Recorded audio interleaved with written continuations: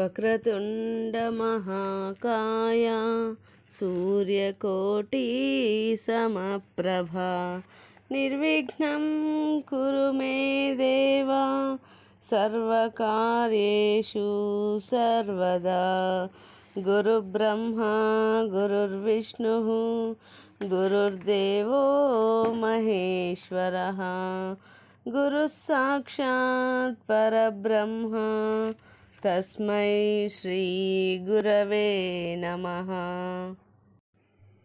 అరుణాచల మాహాత్మ్యము 2వ రోజు పారాయణం. సనక మహామునిని చూసి బ్రహ్మ ఇలా పలికాడు.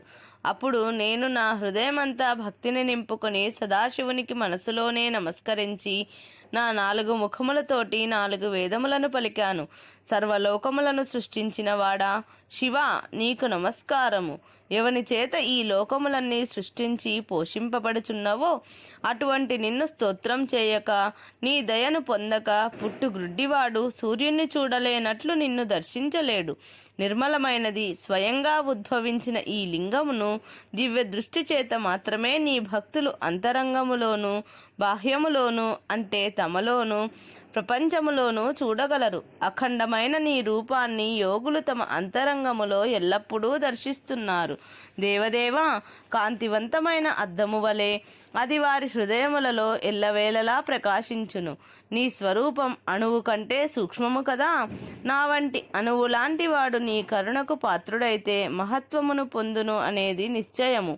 నీకంటే అధికుడు ఎవడూ లేడు. నిన్ను ఆశ్రయించిన నాకంటే కూడా అధికుడు ఉండడు. నీకు అర్పించబడిన ఈ మనసు ఇక నీ వియోగమునకు సహించలేదు. మాటలతో నీ వైభవమును ఎవరికైనా కీర్తించడం సాధ్యమేనా? మహాదేవ, సర్వేశ్వర, భువనాధిపతి, నీ ఎదుట వినయంతో నిలబడిన నన్ను నీ భక్తుని నీ ఇష్టం వచ్చినట్లు ఉపయోగించుకొనుము అని విన్నవించి వినయముతో శిరస్సు వంచి మాటి మాటికి నమస్కరిస్తూ నిలబడ్డాను. అప్పుడు విష్ణుమూర్తి మేఘ గంభీర ధ్వనితో ఇలా విన్నవించుకున్నాడు. శంకరుణ్ణి కీర్తించిన శుద్ధమైన ఈ బ్రహ్మవాక్కులు సత్యము. ఓ గంగాధర, భువనాధీశ, జయము జయము. ఓ విరూపాక్ష, ఓ చంద్రశేఖర, జయము జయము. అమిత సులభంగా దొరికే నీ కరుణచే సకల భక్తజన సమూహమునకు అజ్ఞానము తొలగిపోవుచున్నది. సర్వ విద్యలు సకల సంపదలు కలుగుచున్నవి. బిడ్డలను తండ్రియే రక్షించాలి. మేమెంతవారమైనా నీ అనంత రూపాలలో ఒక్కదానిని అయినా కీర్తించగలమా? నిన్ను తెలుసుకోవటానికి నీవే సమర్థుడవు. నీ అనుగ్రహమును పొందిన వారికి నిన్ను తెలుసుకునే సామర్థ్యము లభించును కదా. భ్రమరము కీటకమును ఆకర్షించి తనలా చేయును కదా. దేవతలందరూ నీ నుండి వచ్చిన వారే కదా. దేశము కాల భేదము చేత అగ్నిలో అనేక మార్పులు కలుగుచున్నవి కదా. ఇనుము అగ్నితో కలిసి వేడిని పొందుటలేదా? అదేవిధంగా భిన్నంగా కనిపించే ప్రపంచంలో ఉన్న నీవే అనేకములుగా కనిపిస్తున్నావు. ఓ దయానిధి, నీ పరమానుగ్రహము చేత మాకు నీ రూపాన్ని దర్శించే భాగ్యమును కలుగచేయుము. ఇలా ప్రార్థిస్తున్న మా యందు కరుణతో కూడినవాడై చంద్రశేఖరుడు తేజస్తంభము నుండి వెలువడి వరద అభయ హస్త ముద్రలను ధరించి కపిల వర్ణముతోనూ కంఠమునందు నల్లని మచ్చతోనూ చేతులలో చిన్న జింకపిల్లతోనూ పరశువుతోనూ ప్రత్యక్షమై, పుత్రులారా, మీ భక్తికి సంతోషించాను. మీరు సృష్టికర్తగా రక్షణకర్తగా మీ కర్తవ్యములను నిర్వర్తించండి. మీ కోరిక మేరకు నేను ఇక్కడ ఆవిర్భవించాను. మీరు కోరిన వరములను ఇచ్చుటకు సంసిద్ధంగా ఉన్నాను. మీ కోరికలను తెలుపండి అన్నాడు శంకరుడు. ఇలా పరమశివునిచే బోధింపబడి మేమిద్దరం అంజలిని ఘటించి మా కోరికలను విన్నవించాము. శిశుప్రాయుడనైన నేను 3 జగత్తులను నియమించే ఎదురులేని పరమశివుణ్ణి వేద మంత్రములు చే స్తోత్రము చేయటం ప్రారంభించాను. దేవాధిదేవ ఈశ్వర, ప్రార్థించే వారికి క్షణములో ప్రసన్నుడవై క్షణములో వరములు ప్రసాదించే తేజోమయ, యోగుల చేత స్తోత్రములు కీర్తించబడేవాడా, నిరంజన, నీ తేజస్సు విశ్వమును విశ్వాంతరాళములను కూడా వ్యాపించి ఉన్నది. దీనివలన స్వర్గము కూడా చలించిపోవుచున్నది. దేవ గంధర్వ ఋషి గణములకు దిక్కులు తెలియటం లేదు. నీ కాంతిచే భూమి సమస్తము తప్పించుచున్నది. తన సృష్టి సామర్థ్యమును కూడా కోల్పోవుచున్నది. అందుచేత లోకాన్ని ఉద్ధరించే నిమిత్తము నీ తేజస్సును తగ్గించుకుని జ్యోతి రూపంలో అరుణాచలమను పేరుతో స్థావరలింగ పర్వత రూపంలో ఇక్కడే కదలకుండా నిలిచి ఉండుము. నీకు నమస్కరించు మానవులు దేవతలను మించి గొప్పవారు అగుదురుగాక. సకల లోకములు సిద్ధ చారణ ఋషులు ఎంతోమంది మానవ రూపము ధరించి నిన్ను సేవించుకుంటారుగాక. కల్పవృక్షము వంటి దేవతా వృక్షములు సమస్త కోరికలు తీరుస్తూ ఈ కొండ మీద ఉండుగాక.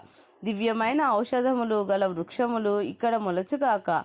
సింహము పులులు లాంటి క్రూర మృగములు ఇక్కడ శాంతముగా జీవించునుగాక. లింగ రూపమైన ఈ గిరిని సూర్యుడు ఏ కాలమందైనా దాటి సంచరించకుండుగాక. దివ్య దుందుభినాదములతో అప్సరసలతో నీవెప్పుడూ సేవింపబడెదవుగాక. నీ సన్నిధిని చేరుకున్న మానవులు అమరత్వమును సిద్ధత్వమును రససిద్ధిని పొందుతారుగాక. ఓ అరుణాచల, ఈశిత్వ వశిత్వ సౌభాగ్య సంపదలు వారికి లభించుగాక. నీవు మానవులకు వారు కోరుకున్న సమస్త కోరికలను తీర్చుతూ ఈ భూమి మీద శాశ్వతముగా వెలుగొందుము అని బ్రహ్మదేవుడు ప్రార్థించాడు. సదాశివుడు తథాస్తు అన్నాడు. పద్మముల వంటి కన్నులు గల విష్ణువు అరుణాచలేశ్వరుణ్ణి ఈ విధంగా స్తుతించాడు. ఓ శోణాద్రినాథ మహేశ్వర, లోకములకు మేలు చేయుట కొరకు లింగ రూపమును ధరించిన పరమ కరుణాస్వరూప, ఏ విధంగా నిన్ను ఆశ్రయించి నేను జగత్తును పాలించేవానిగా అయ్యానో అదేవిధంగా నిన్ను సేవించు వారందరూ వారు కోరిన కోరికలు తీరి ఆనందింతురుగాక. కొంచెం పుణ్యము చేసుకున్న వారికి నీవు సులభంగా లభ్యం కావు. నీ పాదమును శిరస్సును నేను బ్రహ్మ దర్శించలేకపోయాము. నిన్ను నాట్యము గానము పూజలతోటి అర్చించి ప్రదక్షిణ నమస్కారములు చేయి మానవులు పాపముల నుండి విడివడి కృతార్థులవుదురుగాక. నీకు అర్చన చేసి నైవేద్యము సమర్పించి ఉపవాసము చేసి వ్రతము చేయి మానవులు సమస్త ఐశ్వర్యములను పొందుదురుగాక. మండపములు బావులు చెరువులు తోటలు నీకు సమర్పించువారు నిన్ను పొందుతారుగాక. అంగ ప్రదక్షిణ చేయువారు సదా నీ సన్నిధిని పొందుతారుగాక. సర్వ మానవ జాతి నీ పాదపద్మములను ధ్యానించి తరించెదరుగాక అని ప్రార్థించగా శివుడు తథాస్తు అన్నాడు. మహేశ్వరుడు అరుణాద్రి అను స్థావరలింగ రూపమును పొంది నిలిచాడు. సర్వలోకాలకు కారణమైన ఈ తేజోలింగము అరుణాద్రి అనే పేరుతో లోక విఖ్యాతి పొందినది. అంటే స్థిరముగా ఉండే ఎర్రని లింగ రూపములో ఉన్న కొండ అని అర్థం. ఇదే అరుణాచలము. ప్రళయ సమయంలో సమస్త సాగరములు పొంగి భూమినంతా ముంచెత్తిన ఈ అరుణగిరి అచంచలమై స్థిరముగా నిలిచి ఉండును. పుష్కలములు మొదలైన గొప్ప మేఘములు అరుణాచలము మీద విశ్రాంతి తీసుకొనుము. మహాప్రళయ సమయములో సర్వసృష్టి బీజములు ఈ గిరిలో నిక్షేపించబడి ఉండును.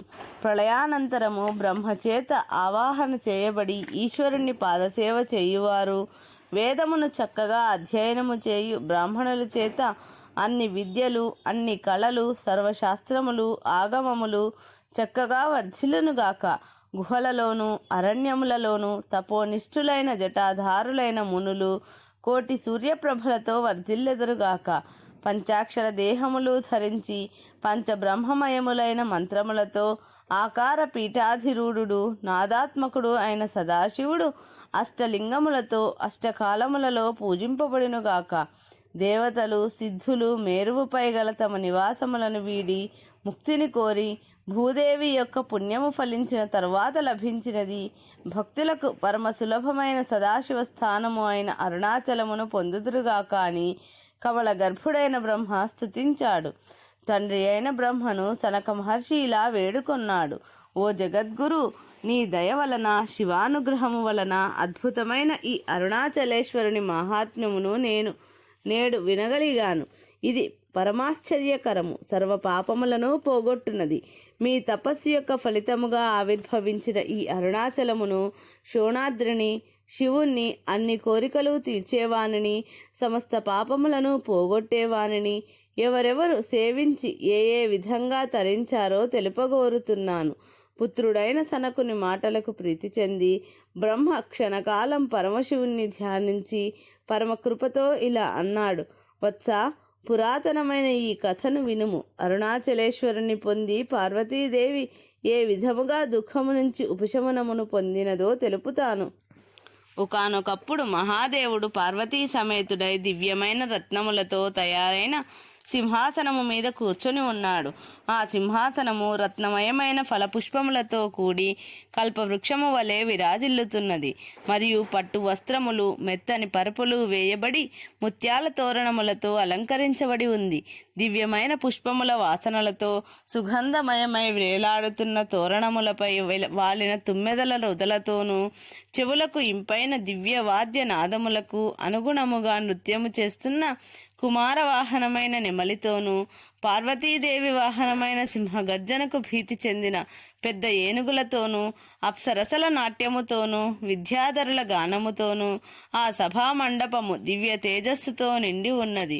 దిక్కులను పాలించే దేవతల చేత సేవింపబడుతూ వేద మంత్రముల ఉచ్చారణతోనూ దేవతలు, సిద్ధులు, రాజర్షులు, బ్రహ్మర్షుల చేత స్తోత్రము చేయబడుచు వివిధ రూపములతో శివభక్తులు భస్మము, రుద్రాక్షలు ధరించిన గణములు వీణ, వేణువు, మృదంగము మొదలగు వాయిద్యముల చెవులకింపైన నాదములతో ఘంటానాద విస్తృత వేద మంత్రధ్వనులు మ్రోగుచున్న ఆ దివ్య సభామంటపంలో మనోహర దివ్య సింహాసనంలో పార్వతీదేవితో కలిసి కూర్చున్న పరమశివుడు దయాపూర్ణుడై వెలిగిపోవుచున్నాడు.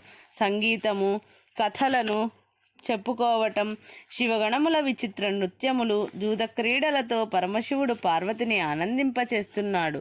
కొంతసేపు ఈ విధంగా గడిపి భక్తులను వరములతో సంతోషపెట్టి సభను వీడి సర్వ ఋతువులలోనూ పుష్పించే వృక్షములు గల తోటలలోనూ రత్న ప్రాసాదములలోనూ మనోహర రత్నములతో కూర్చిన దిగుడు బావుల వద్ద కేళీపర్వత శిఖరములపైన బంగారు అరటి చెట్ల వనములలోనూ విహరిస్తూ గంగాతరంగములపై తేలియాడే పద్మ సుగంధములను మోసుకొని వచ్చి మందంగా వీస్తున్న గాలితో సేద తీరుతూ పార్వతికి పరమేశ్వరుడు ప్రీతిని కలిగిస్తున్నాడు. భర్తను తన ఆజ్ఞలను పరిపాలించేవానిగా భావించి పార్వతి శివుని వెనుకకు చేరి ఏవీ నీ కన్నులు అని అడుగుతూ పరిహాసము కొరకు త్రినేత్రుని 3 కన్నులను తన పద్మముల వంటి చేతులతో అలవోకగా మూసింది. ఇవి సూర్య, చంద్ర, అగ్ని రూపములని తెలుపుతూ శివుడు తన నేత్రములను వదలమని చెప్పాడు. ఆమె తన చేతులను తీసివేసిన క్షణము లోపలే లోకములు అంధకార బంధురమై అల్లాడిపోయాయి. పరమశివుని నేత్రములను మూసినది 1/2 నిమిషమైనా అది లోకములకు కోట్ల సంవత్సరములుగా పరిణమించింది. లీల కొరకు దేవి చేసిన ఈ ఆట వలన కలిగిన అంధకారం వలన జగత్తు నాశనమునకు కారణమైంది. ఎటువంటి వెలుగు లేకపోవుటచే వినాశము సంభవించింది. దేవతలు క్రియాశూన్యులైరి, వేదములు ప్రకాశించలేదు, జనులు పుట్టక పెరగక స్తంభించిపోయారు. తపస్సంపన్నులైన మహాత్ములు ఈ హఠాత్ పరిణామ కాలక్షయమును చూసి ఇలా తర్కించుకున్నారు. సర్వలోకాలకు నాశన కారణమైన ఈ అకాల అంధకారము ఎలా ప్రాప్తించినది అని ఆలోచించి దేవి పరమేశ్వరుని కన్నులు వినోద సమయంలో మూయిట వలన ఇంతటి అనర్థము సంభవించినదని దివ్య దృష్టితో తెలుసుకున్నారు. అనుకోని విధంగా ఈ చీకటి వ్యాపించినప్పుడు తపస్సు చేత లభించిన రాజ్యములు కలిగిన దేవతలకు ఏది గతి? యజ్ఞయాగములు జరుగుటలేదు, దేవతలు పూజింపబడుటలేదు. అందుచే అందరము కలిసి నమస్కరించి శంభుని స్తుతించుదాము అని వారు నిశ్చయించుకున్నారు. ఓ పరమాత్మ, పరమశివ, లోకములకు కారణమైన వాడా, ఏకరూపుడవైన నీవు నీ శక్తి అయిన మాయను ఆశ్రయించి అనేక రూపుడవైనావు. మొదట్లో నీ ఒక్కడవే ఉన్నావు. నీ శివశక్తి రూపమే నీ అర్ధాంగి. ఒక్కడవే అయిన నీవు పరాత్పరుడవు. నీకు అన్యంగా ఏదీ లేదు. నీ లీలచే ఈ జగత్తుకు అకాల ప్రళయము సంభవించినది. ఓ అవ్యాజ కరుణాస్వరూప, నీ కరుణచే లోకములు వర్ధిల్లునుగాక. నీ తేజస్సు 1/2 నిమిషం ఉపసంహరింపబడగా అది లోకములకు అనేక సంవత్సరముల పాటు అంధకారమైనది. ఓ సదాశివ, నీ లీలను ఉపసంహరించి లోకరక్షణ గావింపుమని ప్రార్థించారు. వారి ప్రార్థనను విని శివుడు, గౌరీ, నా కన్నులను వదులుము అన్నాడు. గౌరీదేవి అలాగే చేతులను తీసివేయగా సూర్య చంద్రాగ్నులు మరలా లోకములకు ప్రకాశమునివ్వసాగారు. ఎంతకాలము లోకములు అంధకారమైనవి అని సిద్ధులు అడుగగా కోట్ల కొలది సంవత్సరములు లోకములు అంధకారములో ఉన్నాయి అని శివుడు చెప్పాడు. కరుణామూర్తి అయిన శివుడు, ప్రియా, నీవు నా కన్నులు మూసిన అర్ధ నిమిషము లోకములకు అనేక కోటి సంవత్సరములైనవి. సరైన విచారణ చేయకుండా నీవు చేసిన తొందరపాటు పని వలన లోకములన్నీ దుఃఖించాయి. జగన్మాతవైన నీకు ఇది తగదు. నేను సరైన సమయంలో లోకములను సంహారము గావింతును అని పలుకుచున్న జగన్నాథుడైన శివుని పలుకులను విని తన వలన జరిగిన ధర్మలోపమునకు చింతించి ఆమె శివుణ్ణి, ఇప్పుడు నేనేమి చేయాలి శివ అని ప్రశ్నించింది. కరుణామూర్తి అయిన పరమశివుడు, నా స్వరూపమే నీవు కదా, నీకు ప్రాయశ్చిత్తమెందుకు? అయినా ధర్మ పరిపాలనము చేయవలెను కదా.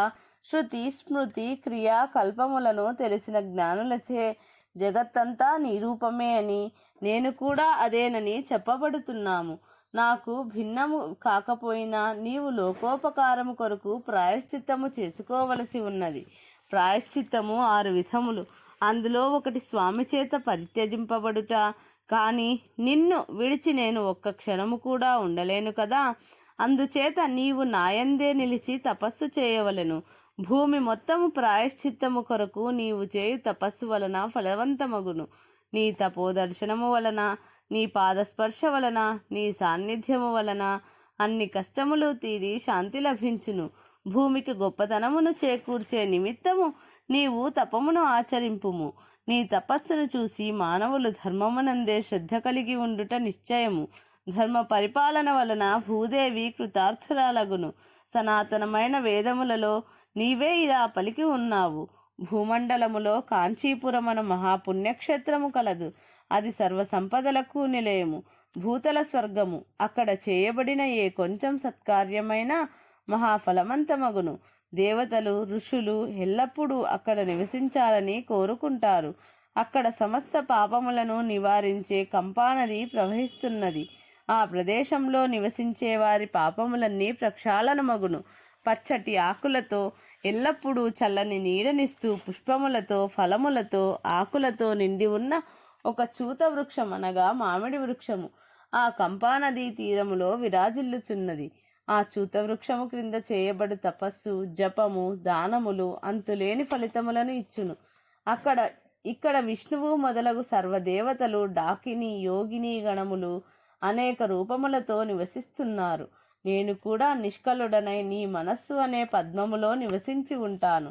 అందుచేత ఓ ప్రియా దేవి, నీవు విరహబాధను పొందనవసరం లేదు.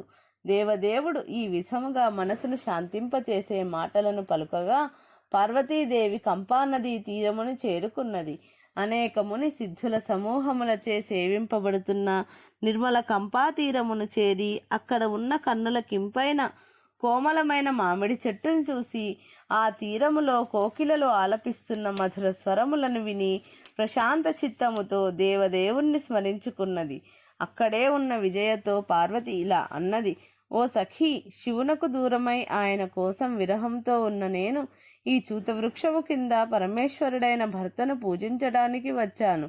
కొత్త చిగుళ్లతో కూడి అతి సుందరమైన ఈ వృక్షము నా విరహమును ఎక్కువ చేయుచున్నది. మన్మథుని చేత దహింపబడిన నాకు శివుని విరహము దుర్భరముగా ఉన్నది. అయినా నాకు శివస్మరణమే గతి అన్నది. ఇది అరుణాచల మహాత్మ్యము 2వ రోజు పారాయణము సంపూర్ణం.